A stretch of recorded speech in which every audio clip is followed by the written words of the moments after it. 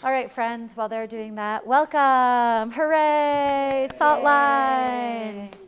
Allow me to introduce Himali, Singh, Soin, and David, Tappeser, Soin. Soin, Tappeser, sorry.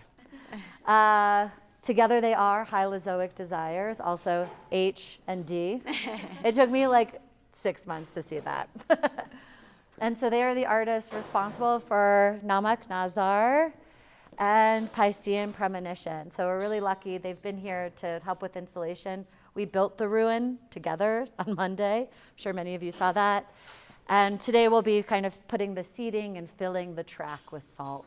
So they can talk about their vision, inspiration, how this kind of fits too into their larger body of work, which is now salty. We will salt pun all exhibitions. We've got 4 months to develop as much as possible. But this has been like 18 months in the making. It all started in July. Chicago, I don't know. Well, this has been probably almost 2 years in the making. Since you came to Chicago. Since I came to Chicago. I would say it's been like 18 years. It's been 20 years in the making. So I went to Middlebury College with Himali, and we've done some We've been friends for a long time, but then collaborated on some projects over. Should we wait? Sure. So Himali and David have been working on various projects very much connected to the environment, to our world. And so at first I visited Himali's show at the opening at Art Institute of Chicago, which was about nuclearization, essentially, and the landscape, sort of a conversation between the Himalayas and the Lake District in the UK. So Himali and David right now are mostly London-based. And of course, where we live here has a very sad and kind of dark connection to nuclearization. And so this felt like another sort of place, another point on a map in connection with these different places around the world that have been forever altered. And of course the community is forever altered and impacted by nuclear testing, nuclear waste, that kind of thing. But as sort of the ideas shifted and morphed, and Himali and David have been also kind of working in this sort of salty area, starting with Namak. Did it start with Namak Nazar, your first sort of foray into salt? Yeah. So Namak Nazar was first installed in 2023 at Desert X. So part of this kind of exhibit in the wild outside of Palm Springs. And I thought, we could bring that inside, which seemed insane. And then Anton, who many of you saw, was here last week putting up the speakers when he came out in April. And I was like, is this possible? He was like, you mean I can just plug it in and there aren't 60-mile-an-hour winds and I don't have to come out repeatedly to re-adhere salt to the base? He's like, this is easy. I love when it seems insane to me, and other people are like, Darren, who did the poll, he was like, so just one poll? And as many of you might have seen, it was done before lunch. So this idea, I was like, we have this project, we can reimagine this installation, this sort of salt installation.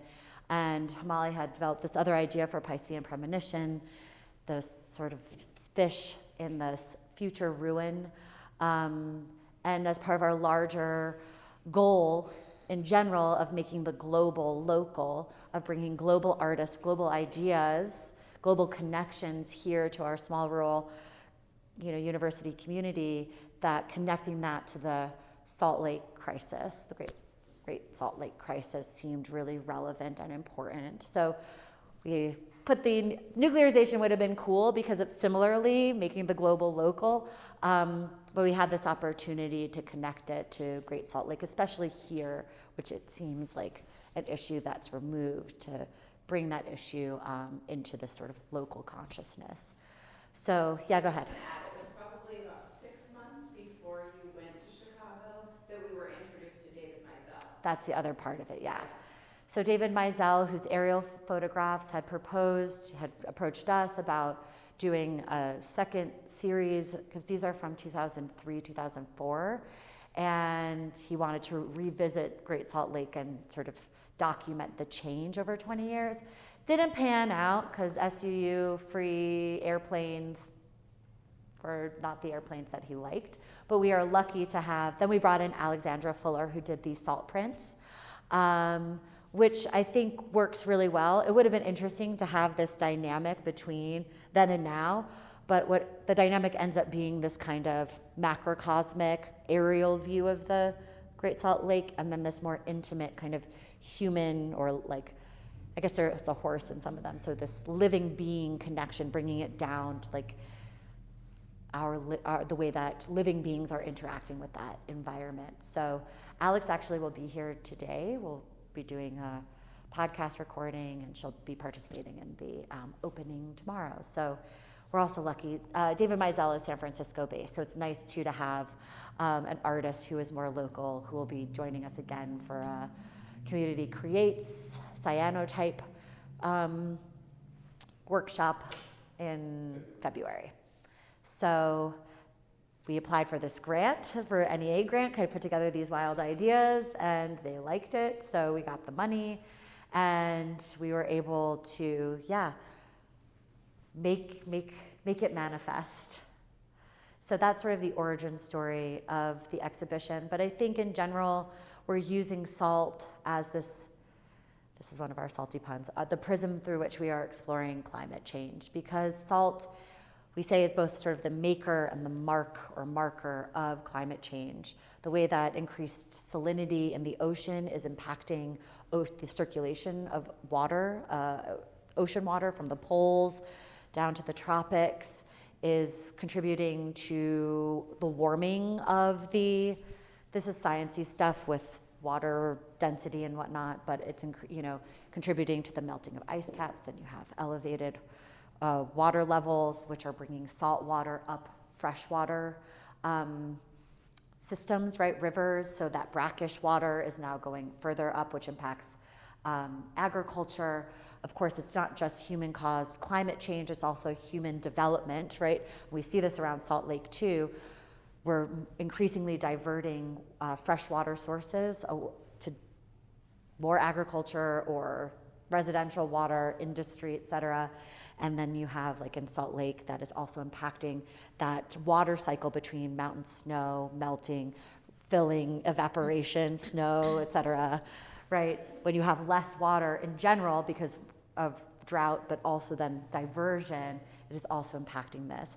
Then you have toxic dust and all this kind of thing. So it is across different deserty environments, high desert environments, and places that also impacts agriculture. There's already salt in the water, and then when it evaporates super fast, it leaves that residue before, so there's all these different ways that we find salt negatively impacting our environment. But it's also a point of connection that we have in our bodies, through trade, through food. So it's lots of contradictions within this. It kills, it preserves.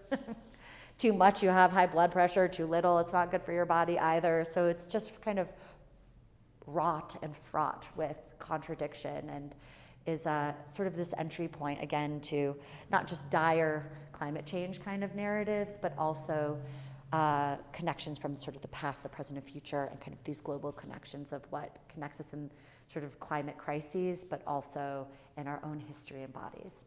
And so that's the great thing about Himali and David's work, is that's where those connections really come out, is in the track, the audio track of Namak Nazar, and we will have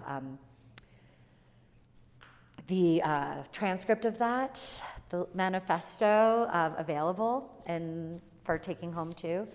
Maren designed this really cool risograph printed brochure or fold out. And in the sort of prompt too that we have for Piscean premonition, and envisioning a future of dead fish, of extinct fish, and contemplating that narrative and our relationship to place.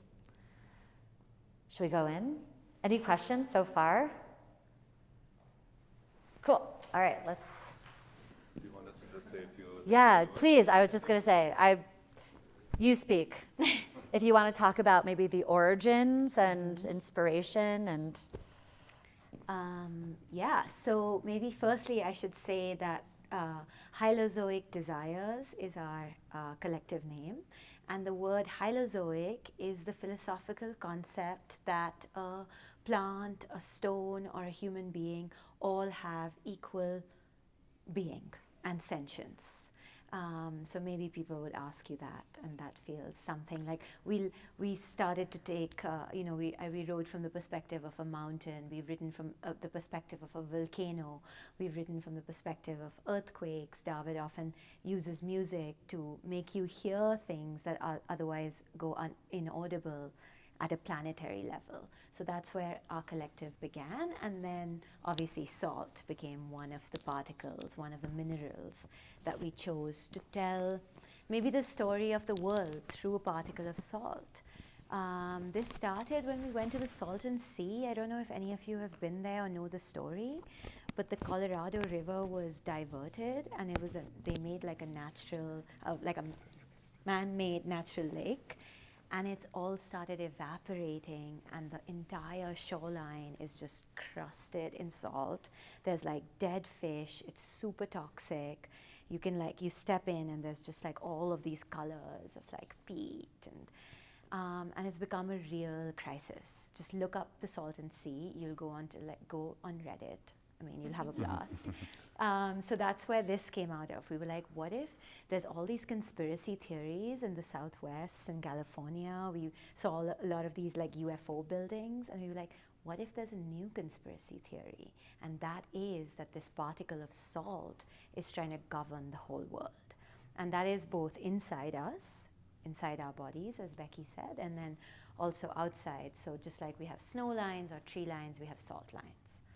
And we realized that salt is an acid and a base. Salt is like all of these contradictions.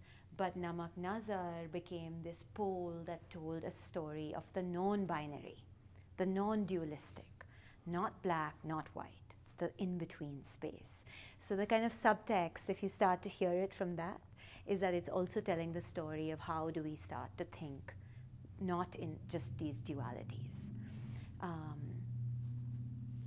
Yeah, so I think another very important part was the idea to connect the Salton Sea to the salt desert in India, where we did a lot of research and travel. We sort of wanted to bring some of that world over here and create this. I mean, I think a lot of our work is also about these intangible links, these kind of invisible connections between different places. What Himali sometimes calls teleconnections, which could be climatic, which could be sea currents, which could be like things that we do here that may affect somebody in Bangladesh without us knowing, right? You know, the Arctic ice melts and the monsoon in India is much stronger. So where I come from is not so far away as you think. And that's the idea, to create these entanglements. And so the Sufi songs is like, what do Sufi songs sound like in California? What do they sound like in Utah? And what do they do to the listener who's unfamiliar with them? Can I bring you closer to where I come from? And perhaps to add to that idea of the oppositional nature of salt in itself that's inherent to it. Salt, for me, is all about balance, right? And if that balance gets out of whack, then that's when we have problems. So in a way, salt is such a powerful indicator, and therefore also kind of a very powerful prism through which we can understand the world, because yes, it is kind of formulated as a conspiracy theory, but it's also very true that salt sort of governs us in so many different ways. And it's on very different levels. Obviously, it's on a kind of physical, biological level that without salt there would be no life. But it's also on a kind of societal, economical level. Salt trade really ruled the world. I mean, we have forgotten about this now largely, but before refrigeration, salt was essential for the preservation of food. So it was one of the most important commodities in the world. Like, you could not travel without having access to salt to preserve food to take with you. And the word salary actually comes from sal, which means salt. This is a nice factoid for people walking around, because people would be paid in salt. It was that valuable. So just to return to this idea of how important this common thing the common salt is amongst us. And finally, there's also a whole kind of spiritual dimension to salt, which could call it metaphor, you could call it like different beliefs into salt. And I think the name, that's very important, refers to that. So perhaps you want to elaborate So on the idea of namak is a salt in Hindi, and nazar is the evil eye, like the eye that looks back at you. So nazar is I look at you, you look at me, right? So the salt, are you listening or is it listening to you? Are you looking at it or is it looking back at you? We are both complicit in our environments. It's not just one or the other, right? So it's just that, it's that relationship. Also, like throwing salt over your shoulder, or throwing there's all these salt, little or on the ego- wedding, putting salt on the Yeah. floor. I mean, there's so many things around salt. And one of the things we wanted, it's not completed yet. We will be filling this. This will be our salt circle. Yeah, 'Cause but guess but what? it's that Salt idea corrodes of or eats wood. Yeah. often having this kind of protective energy of salt. In many cultures, people keep a bowl of salt at their doorstep, or there's so many things about this kind of Magical power. yeah, or magical or This museum will be metaphysical. protected Yeah. for Yeah. the next 6 months. Between this salt circle and our salt Yeah. brick ruin.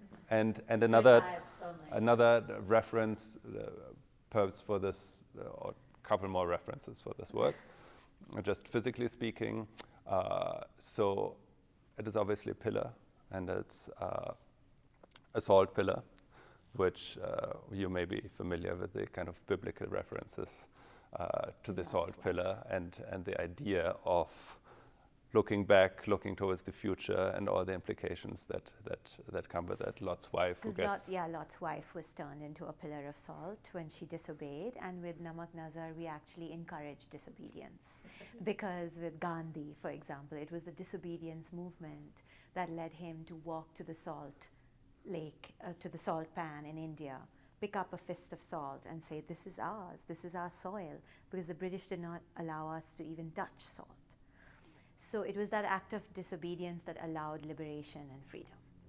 And so we encourage, in whether it's at a smaller level or at a larger level, to disobey. And there's one of the images is the route of Gandhi's Salt March. Yeah. So first perhaps about the speakers themselves.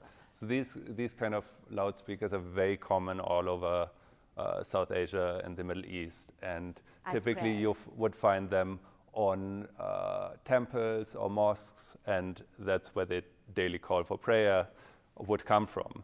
So we like this idea of having this kind of call for a sort of, and perhaps environmental prayer or call to action, initially conceived for the desert, where it was just in the middle of the desert, and every once in a while this kind of call would come in.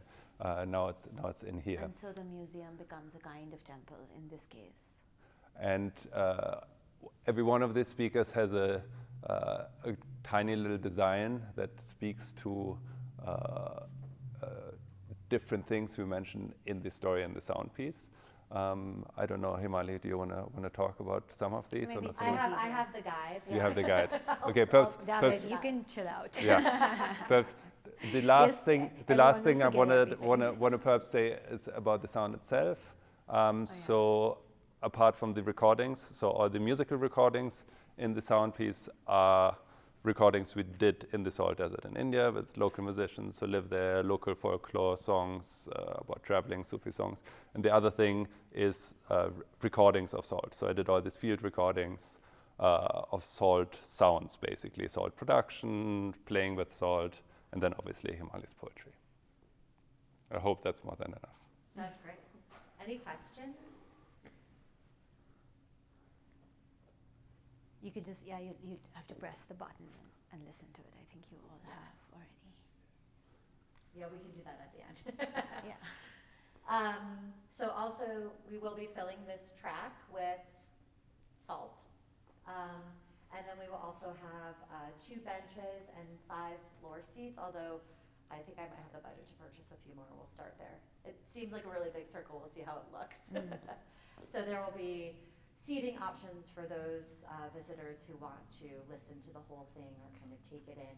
And like I said, For accessibility and just kind of practical purposes, we will have these transcripts of the manifesto available, so people can follow along and take home. Exhibit A. Yay. And the recording is 17 minutes? It's about 17 Yeah. minutes, Just I if you think, get yeah. questions. All right, Encouraged, shall we- encouraged Let's to go just on. like think of it as a meditation, you know. Yeah. All right. Should we just You want to talk about quickly these? just say something Yeah, about yeah, this? Just please. 1 second. Yeah. So this is kind of a newer work. It's based on kind of this macroscopic photographs we took of these salt lakes in India. And they then digitally manipulated and printed on aluminium. Himali, do you want to say Yeah, we anything? just liked how it plays with scale. It could be a whole universe. It could be like one amoeba, and it just encourages again that also the feeling of really enjoying the toxicity. And I think we need to lean into this, even though this seems like a complicated thing. You know, it's maybe the toxic is not as far away from us as we think. And there's something, you know, you see oil glimmering and you're like, oh my God, that's so beautiful. What if we lean into that beauty? What happens? And there's also something I feel that's kind of very nice in conversation with the other images in this space, which to me is something very much, having traveled to so many salty places now, is this kind of being lost in scale. You can't quite tell where you're at. Is it like a close-up of something, or is it from outer space? You're never quite sure what it is. And I think that's kind of a very powerful and important idea that these two realms are really intimately connected. Yeah. Like that macro and micro. The Yeah. macro, micro, yeah, exactly. Yeah. Yeah, because sometimes it's really hard to tell. Am I really close or am I really far away? That there's a power in that abstraction, and I think a metaphor in that as well, when we think about scale and connection. I think you named them I and thou or something Yeah. like that. So is it us and, you know, me and you? Is it I and thou? Is it high or low, big Yeah. or small? And I and thou is this philosophical reference to Martin Buber's idea that basically when you look at somebody in the face, you recognize them as another human. So this is inviting you to look salt in its eye.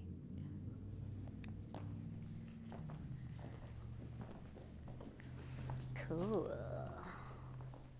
I need to take some photos of this. This was a mega dream project that Becky made manifest, which I'm so grateful for. But yeah, so these are salt bricks, which are totally amazing. You should know that a lot of like spas now have one wall of salt bricks because they're so healing, just to be next to them. So people just sit near salt bricks for about half an hour, and it's supposed to be therapeutic. The idea with this was that I just kept seeing in the news these reports of thousands of dead fish, and people were pulling them out of rivers, of lakes, seas, all over the world. And this project started a year and a half ago, but it's just this summer in Greece there was like a terrible incident. So these are all tilapia. Tilapia are very salt tolerant.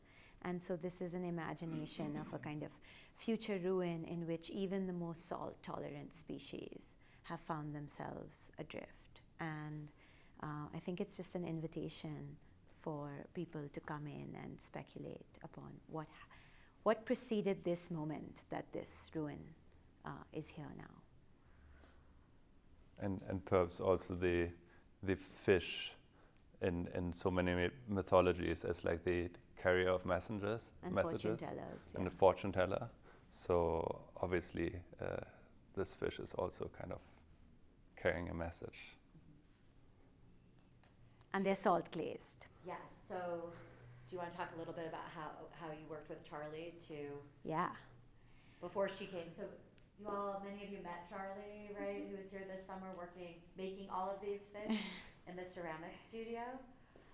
But Himali worked with Charlie in London before. So you want to talk a little bit about Yeah. that? We were like buying fish from the fishmonger, and then we were like, don't clean it. He Don't would like gut it. he would like take out the guts, and we were like, don't gut it. We need everything. We had a very smelly studio of molds that were just like fishy, and for a long time the tails broke off. And actually, these look like you've seen them before because a lot of like seafood restaurants have them, but we think that people have not really cast fish before. They make them, you know, they've not cast an actual fish. So this is important to know that these are actual tilapia that we The mold cast. was made from real Yeah. whole tilapia.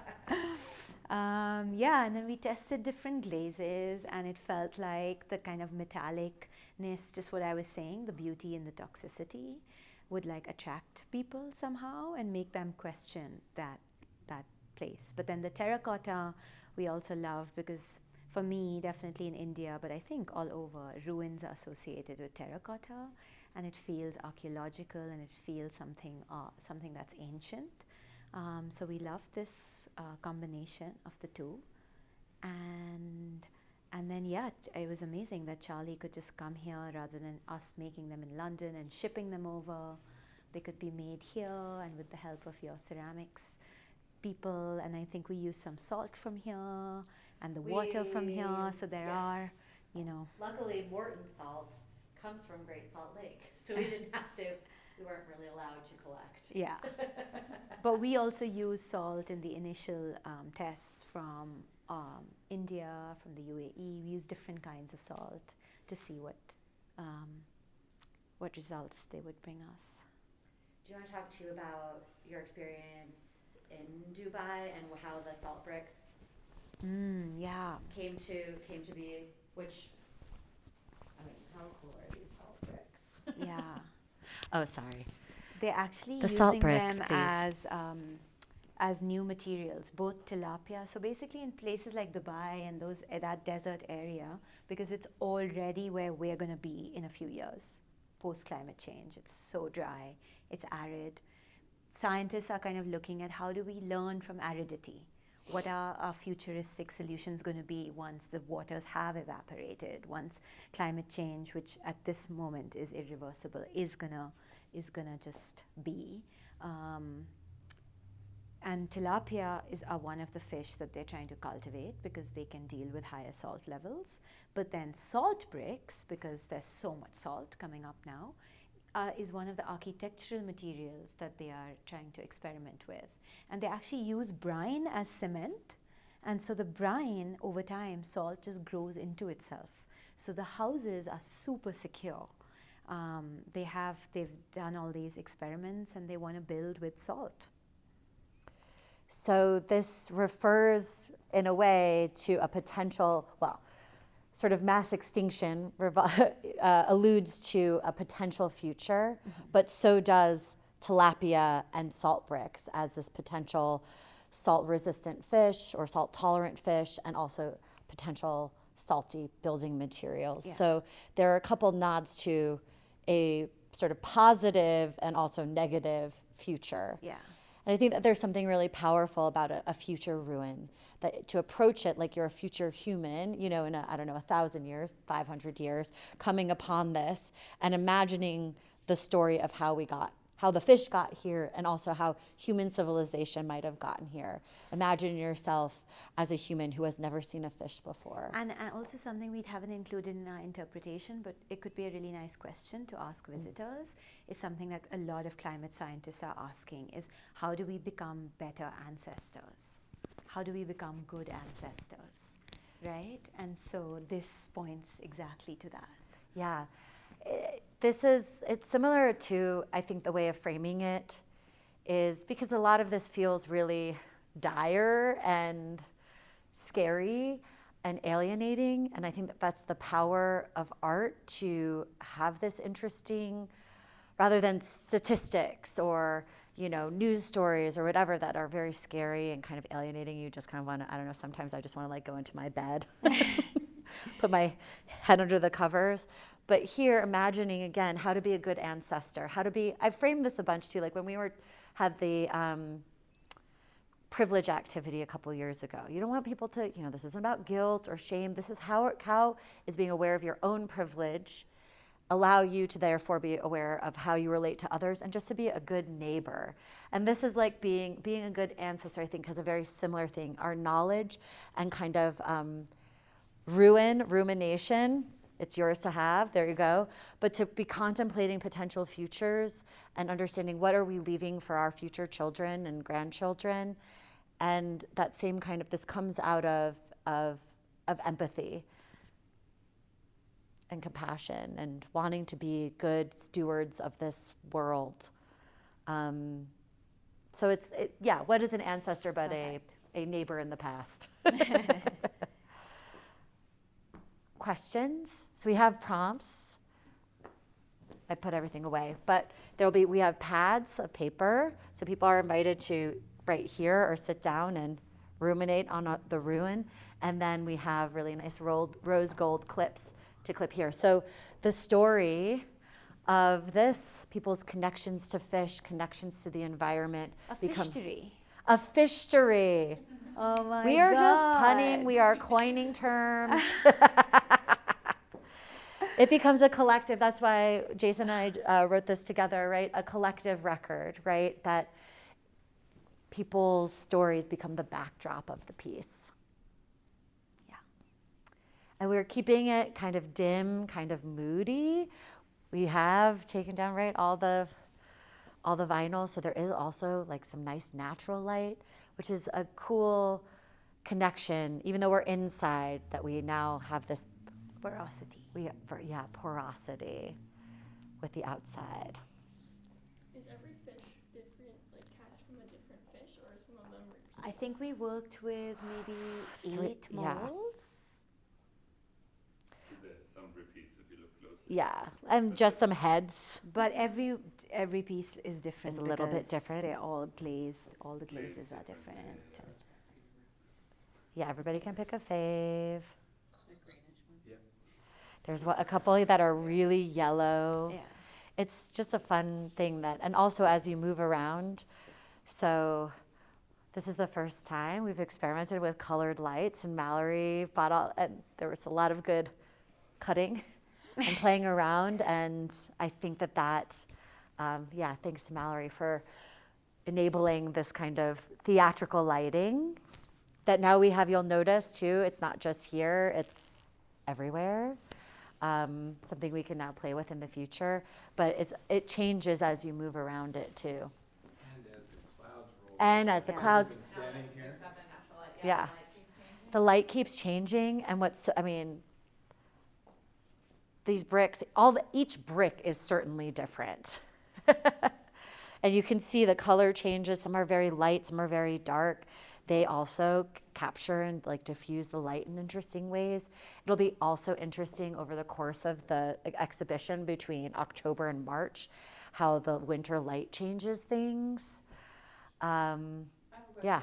Is this how we want the lighting to be? Yeah. Like we want these lights not on? Yeah. Okay. Mallory's got everything programmed. So it's the same procedure? We've noticed some funky things. Sorry, go ahead. Oh, I was just saying those switches, you'll just turn them on and off. Okay, They'll be programmed. Yeah.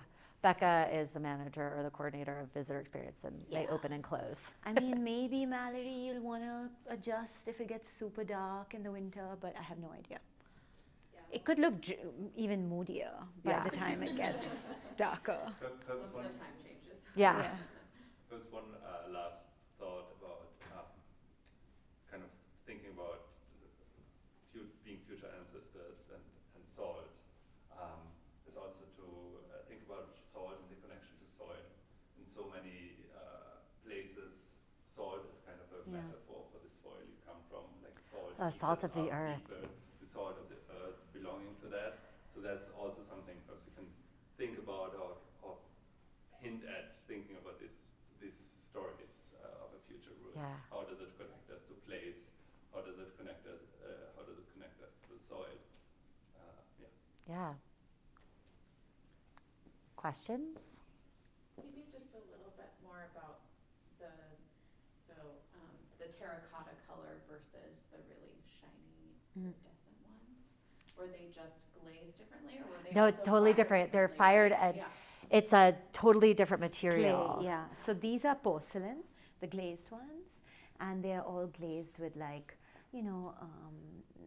like nitrates and Silver, oxides yeah. and like they're like Uh, chemical yeah. basically, and the terracotta is really just terracotta clay, and there's no glaze. It's yeah. They were also fired in the salt kiln. So salt, even though we had this dream of bringing some materials collected, but that was like an obstacle for our funding, our government grant. Yeah. But it's still, there's salt that infuses all of it. Literal salt, as well as being fired in salt kiln.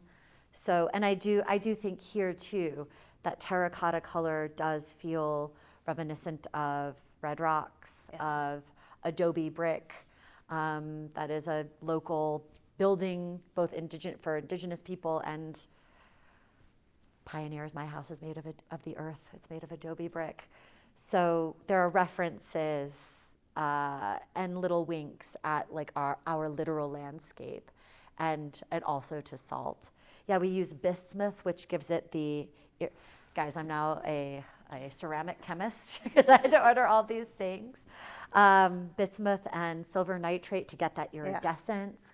And then I think cobalt. we actually sent silver nitrate from Yes. London. We did. Charlie's like, I don't know what they're going to think if I got stopped at customs. I have all these little vials of things. Of chemicals, basically. So yeah, and then cobalt, you'll see it's all a little bit. It's Yeah. always like surprising. I think there's always an element of surprise with ceramics. Happy surprises and lessons. So you'll see some of the more blue come out, but it largely achieved a green, which Yeah, and actually the green was unexpected. In London we had more blues, but once they came out we felt like they had this scummy kind of feeling of which kind of works maybe. it does complement Yeah. the peak really well, yeah. So we will have, those are the rejects and some tails, so we can share them. The ones, the terracotta ones are quite thin, but the tails are good because they're a little bit more robust, and at least you can feel what the I was like, wow. Light change. yeah. I'm loving the drama of this space. How many fish are there in total? We didn't count, did we? I think it must be 150. I think about 150. Yeah. Cool. Okay. Reduction firing is the complete lack of oxygen, which causes the lethality. Yes. So that again plays in. Yeah. So I think that this exhibition, I mean, this is how I've been like pitching it, but I really think it's an exciting like interdisciplinarity to it. Multimedia, we have audio, there's poetry, there's photography, there's ceramics, there's installation.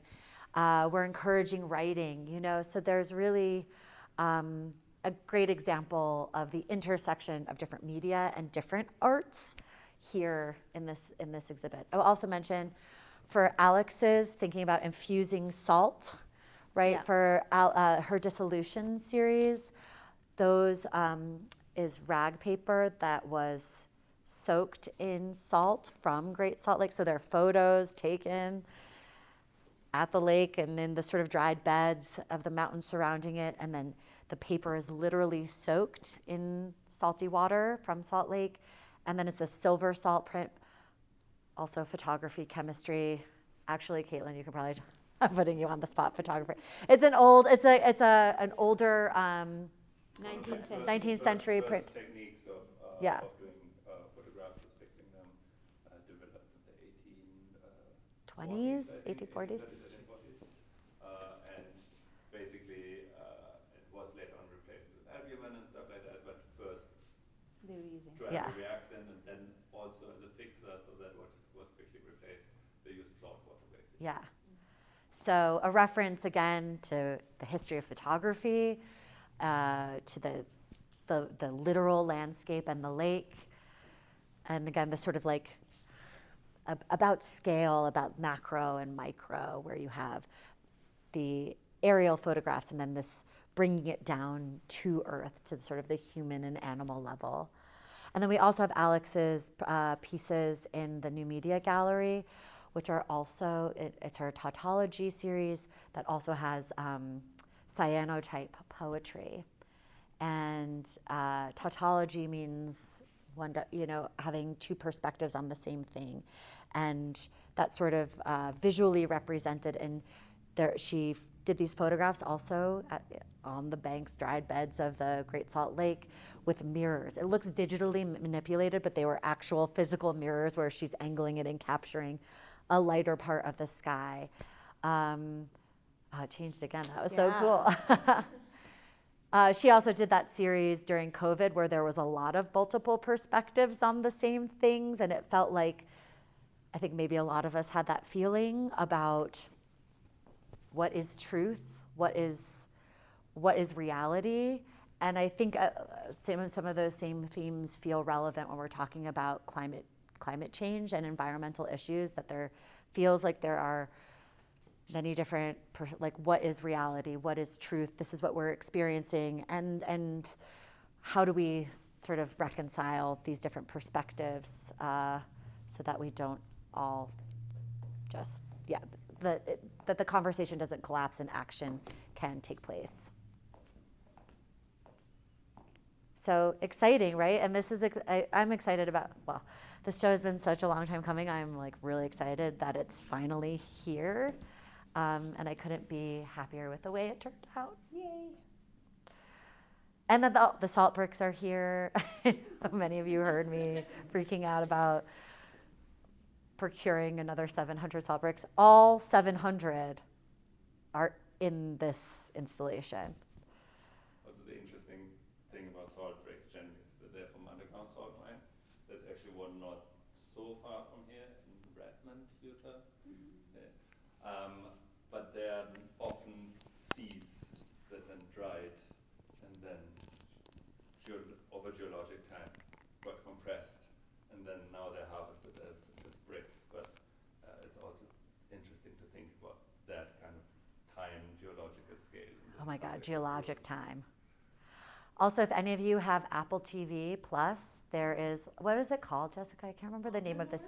Omnivore. Yeah, the second episode is all about salt, and they explore different parts of the world. Right, so salt mines, so how salt is made through compression and needs to be excavated or mined, but also if any of you have ever tried to buy Malden salt, which is super expensive, the flaky salt, that is harvested through evaporation and by hand with these wooden rakes. I was like, oh, that's why it's so expensive and it only comes from the south of France or, I think it's English. Yeah, it's British. These ones, Malden one is British, Yeah. and then, but whatever the salt in. This whole salt flow in the the British cell. Empire Yeah. work. Yeah. And we were trying to get Malden to sponsor it. We were like, this is reparation. Well, do you want to talk very quickly about your next salty project, Yeah. since we have just a few more minutes? It's pretty exciting. We're doing a large-scale install in the outer courtyard of Somerset House, which used to be the Queen's Palace in London, but it also used to be where the Empire would stamp all the duty for all the materials that came in from the colonies. And then simultaneously at Tate, we're doing a film installation about how the British Empire built a 4,000-kilometer long hedge, Like a bush. like a planted hedge, through India, which is very British. They love hedges. 2,500 miles. Yeah. 2,500 miles across India to prevent smuggling salt, because basically there were parts of India where the salt was free and there were parts where they were taxing it really high, and they thought smugglers would anyway, it's a crazy story and we're telling it, and no one knows about it basically. So Tell them what happened to the hedge. Oh my God, and then it got eaten by termites. Which feels poetic. But also sometimes tigers would go through it, and birds would nest in it. So I could imagine these British colonial men just going losing their minds basically. They can't control this hedge. Yeah. Also, how British is that? I know. Let's just build a giant hedgerow. like of brambly hedges. Yeah, exactly. Across like 2,500 miles, climates. so many climates, Yeah. so many different ecosystems. Yeah.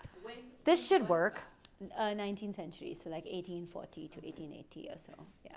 When is your guys' history gonna be at the Tate? Somerset House and Tate both open end of Feb, and then Somerset House ends end of April.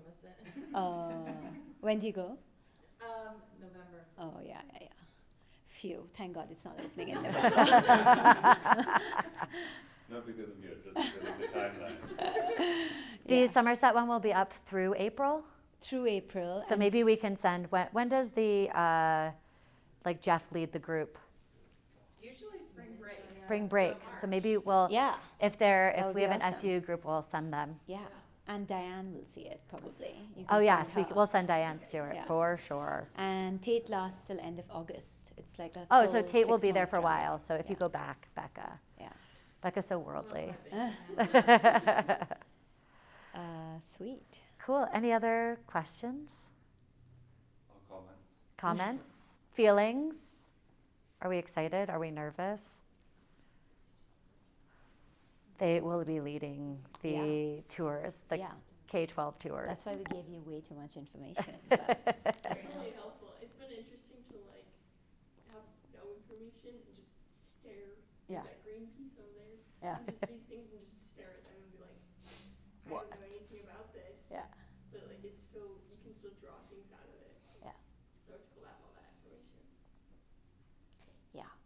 And for us, these notes and things are interesting because there's half of it is artistic intentionality and what we might have meant when we wanted to make it, but the other half is now it's in the world and it's no longer ours, it's yours.